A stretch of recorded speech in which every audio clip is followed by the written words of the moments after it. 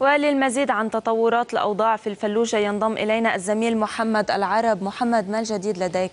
لارا، قبل أن أخذك في جولة الجولة الإغاثية والإنسانية في مدينة الفلوجة، دعيني أستعرض معك هذه الصور، وهي نتيجة قصف أحد المخابز التي تمثل أن الأهداف التي تستهدفها قوات المالكي قد لا تكون أهداف عسكرية ولا حتى لمسلحين، وإنما مجرد مخبز. نتابعه ونعود إليكم. هذا ضرب على العوائل، دم يا خبز، هذا دم يا خبز. تعال تعال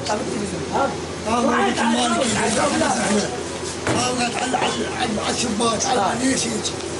ان شاء الله بحال الله نجي، بحال الله نجي الخضراء. هاي تفيد المال الايران تفيده؟ والله ما تفيده ايران، والله لا. لو يلزم ابعد دوله يجيبوه الربح، وان شاء الله يجيبوه ونصرنا نتمسد الله، وان شاء الله ويانا. والله قاعدين هذا ما صار فينا شيء، وهاي الشرايه والحمد لله كلها تعذر وعمياء على اليود. كما شاهدت لارا أنه مجرد مخبز يعني تم استهدافه. حقيقة فضل الكثير من العوائل النازحة من إلى مدن أخرى بالعراق العودة مجددا إلى مدينة الفلوجة على الرغم من القصف المستمر عليها ودخول الأزمة شهرها السابع. جاء ذلك بعد التدهور الأمني الذي طال مدن ومحافظات أخرى مثل الموصل وصلاح الدين وديالى وأطراف محافظة كركوك.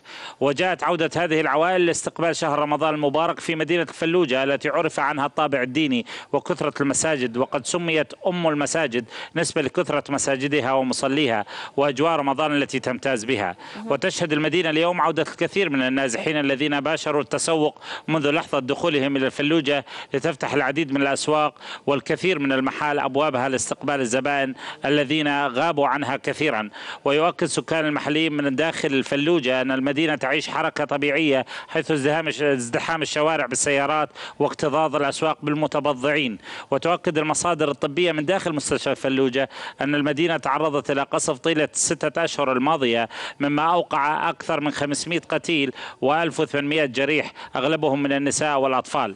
ويبين هذا الرقم شدة القصف الذي تعرضت له المدينة منذ بداية الأزمة، التي سجلت الكثير من المؤشرات السلبية على عمل وتعاطي المنظمات الإنسانية والإغاثية لإسعاف والإغاثة تبقى داخل المدينة وممن نزحوا إلى المحافظات الأخرى.